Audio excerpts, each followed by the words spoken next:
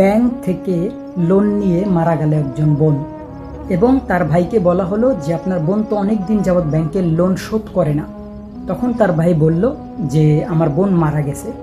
Bank বলল আমরা বিশ্বাস করি না, আমরা প্রমাণ চাই। তখন তার ভাই কবর থেকে বোনের লাশ কঙ্কাল হয়ে গেছে, গোশগুলো সব পচে গেছে, ওই কঙ্কাল নিয়ে ব্যাংকে হাজির তাদেরকে প্রমাণ দেওয়ার জন্য।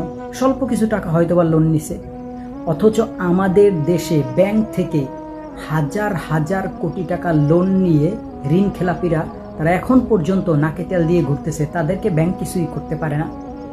এই যে আমাদের দেশে ধনী গরিবের যে একটা ব্যবধান আপনারা দেখে রাখেন, আজকে যদি এটা কোনো ধনী ব্যক্তি নিত, তাকে তার কাছে টাকা চাওয়া তো দূরের কথা, প্রমাণ চাওয়া তো দূরের কথা, তাকে সালাম দিত। আর গরিব বলে কবর থেকে লাশ উঠিয়ে নিয়ে এসে তাদের কাছে প্রমাণ দিতে হয়েছে। আজকে আমাদের দেশে হাজার হাজার কোটি টাকা ঋণ খেলাপিরা তারা টাকা নিয়ে চলে গেছে, আবার দেশে আসছে, এখন আবার পর্যন্ত তারা ঋণ নিতেছে, তাদেরকে কিছুই বলতে পারে না ব্যাংক। কিন্তু আজকে গরিব বলে তার লাশ উঠিয়ে এনে প্রমাণ দিতে হইল। কোন দেশে বসবাস করি আমরা? আপনারা একটু বলেন।